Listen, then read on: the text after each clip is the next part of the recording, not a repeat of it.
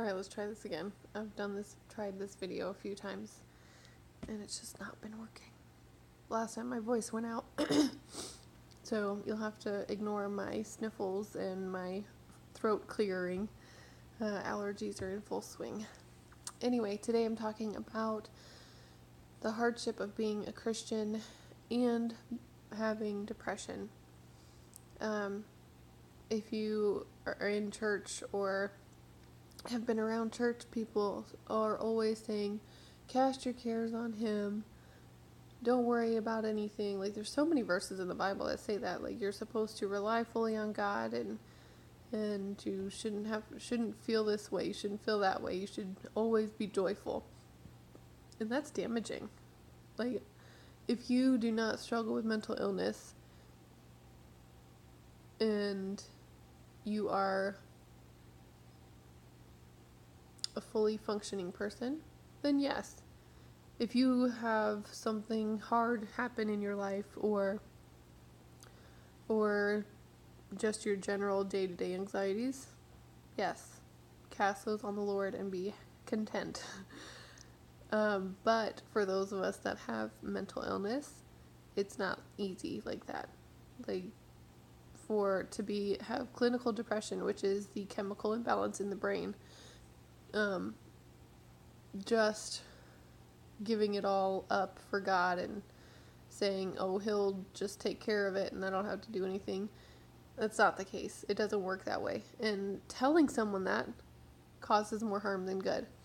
A friend of mine is a nurse, and she's been a nurse for a long time. In one of my previous blogs about this subject, she left a comment and she said, we have no control of these chemicals, the ones in our heads. We don't control them. We can't consciously say, all right, let's make more of this, or let's make less of this, or whatever. Like, we can't do that. And her being a nurse, she did not believe in depression. She never suffered from it. She didn't understand why people just couldn't be happy. And as she continued working and being more and more around people and seeing the depression and everything, she began to understand that it is real and that it is like something physical, that's something in the body. She said, as I matured as an adult and as a nurse, I realized depression is truly a medical, physical condition. There are chemical imbalances in the brain that cause depression and other mental illnesses, and we have no control over these.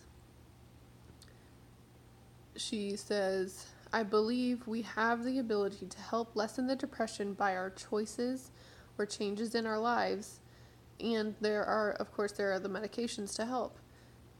She says, I always believe God can heal and free those suffering depression, but I know some battle it their entire lives, but it does not make them less of a Christian or display that they have a lack of faith. Depression does not define a person. And that's coming from someone who, for most of her life, did not believe that depression was real. Like, it is. It's definitely real. And I love what she said, that it does not make us less of a Christian. It does not show that we have a lack of faith. I love that. In my blog, I have talked about this a couple of times before, and it's such a hard one, because we are taught for so long that we don't need anything but Jesus. And as much as I rely on God and put my faith in him and rely on him for so many things, I've come to understand that my depression is one thing that he is not going to heal by his mighty touch. I fully believe it's because I need to be able to understand what it feels like so that I can help others. I believe that absolutely 100%.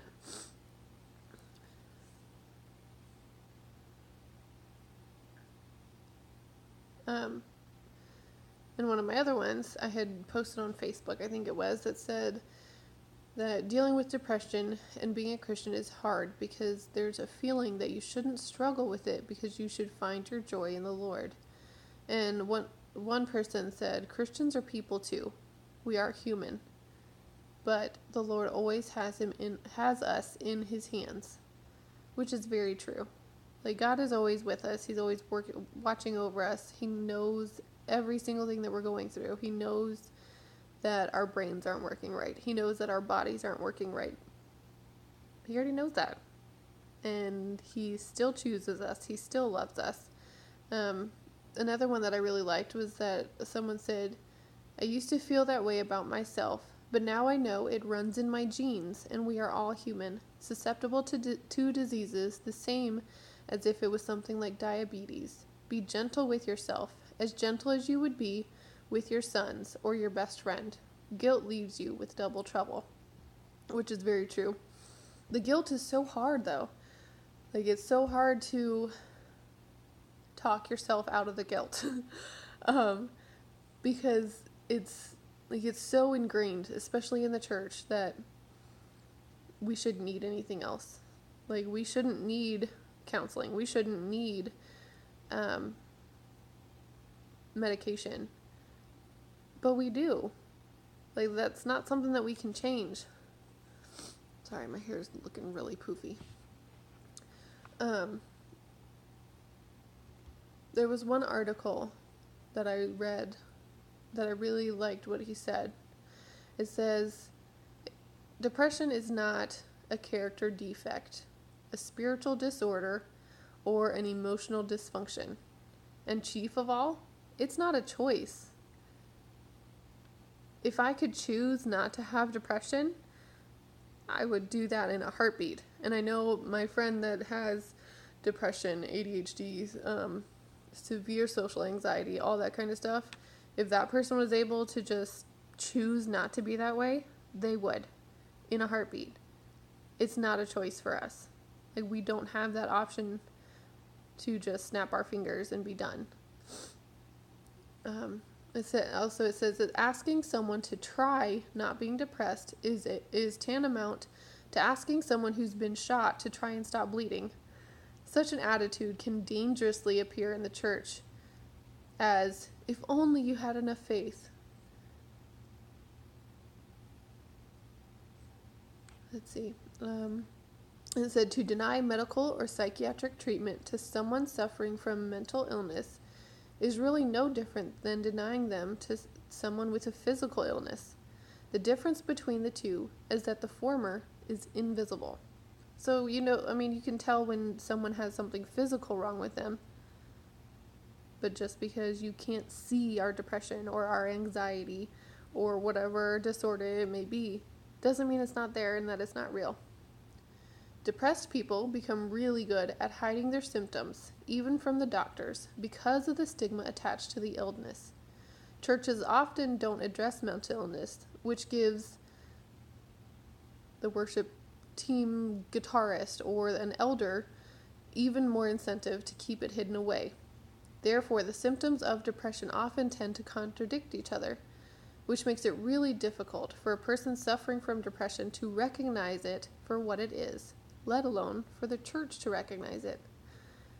There's enough of us battling depression and other illnesses that the church should be able to recognize it. Not saying that we should, but that we should make it not taboo to talk about. We should be opening our arms and ears and hearts and everything else so that this is not something that someone feels like they have to hide.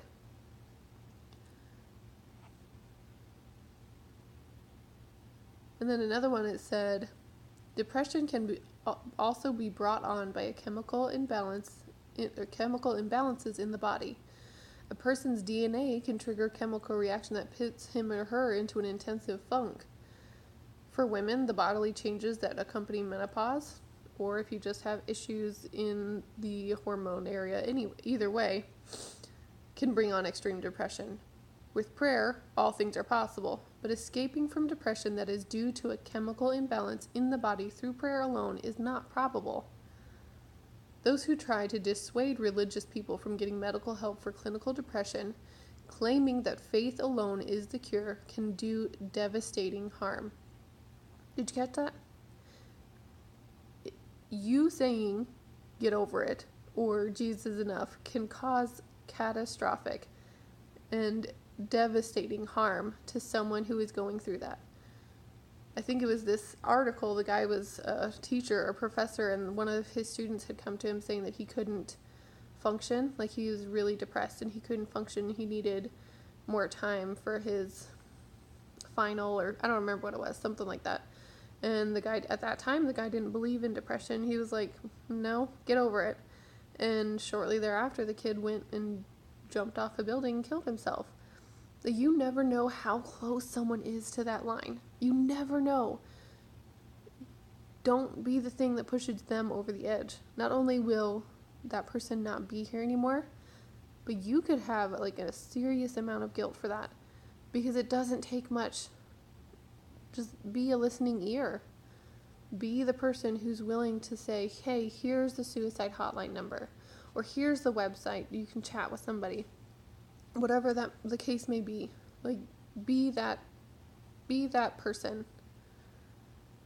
Let's see.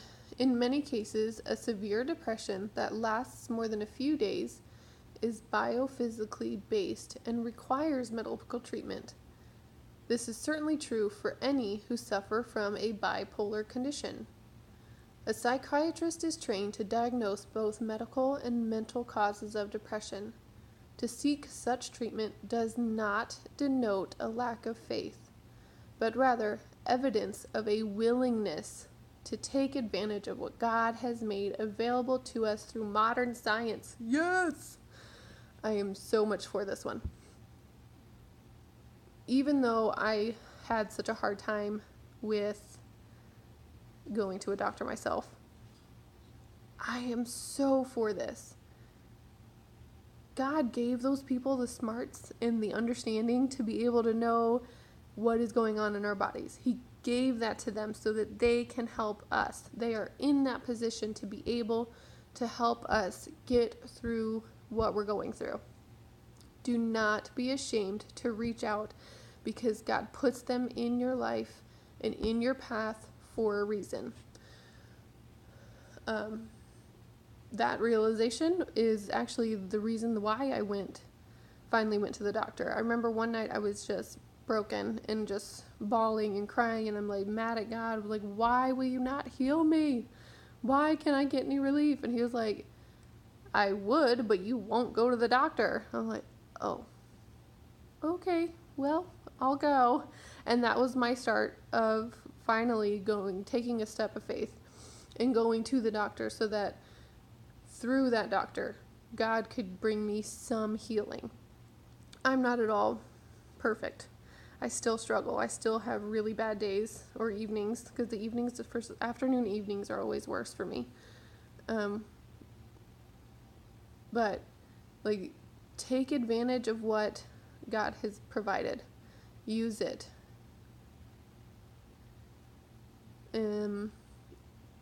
Depression is such a stronghold. It's so strong, and it's such a hard place to be. And it's, like I said in another video, it's like being a slave to it. Like, you can't function. You're so bound, and Satan loves that. He absolutely loves that. He wants us to stay like that, because when we are like that, he has more control over us than ourselves, and he wants to keep us in that place so that we cannot do what God calls us to do. Or we're still doing what God calls us to do, but we're not as effective as we could be, because the binds that have us. And that goes for everything and everybody, not just depression.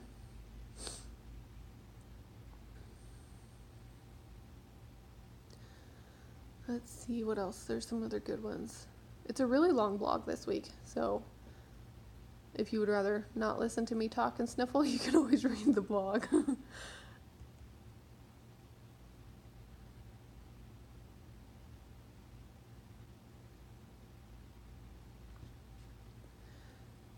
Oh, here's another good one. Depression does not mean you have a weak relationship with God, or that your faith isn't as strong as it should be. We have to remember that, especially as Christians battling mental illness. Like, we have to remember that it's something we can't control, and it's something that does not prevent us from being with God. I know a lot of people often wonder that, if someone commits suicide, will they go to heaven? And even though that's not something that is laid out perfectly in the Bible, I firmly believe that if someone has had a relationship with God and they are not mentally in their right mind, they will still go to heaven because they made that choice outside of themselves. And we have to be people. We have to be a church that reaches out to the hurting. We have to be a church that allows the discussion to be had. We cannot just shove people to the side because they're not as much of a Jesus freak as we are. You ever heard that song, Jesus Freak by DC Talk? That was one of my favorites. I love that song.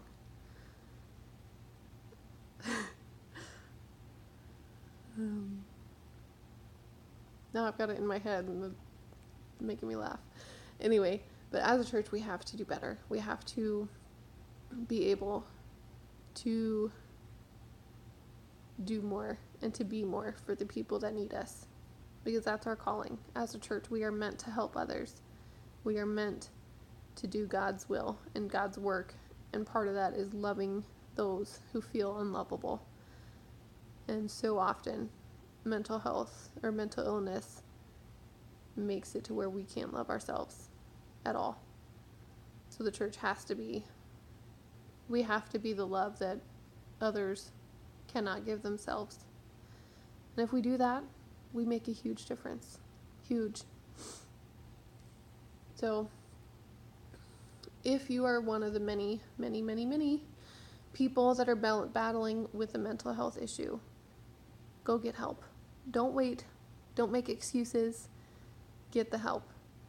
I'm 32, and I've only had medicine for less than 2 years, and I wasted so much time. I so wish I had done it a lot earlier. So don't waste the time. Find what works for you, whether it's counseling or medication or whatever. Find it, take a hold of it, and get healthy. See you guys next week.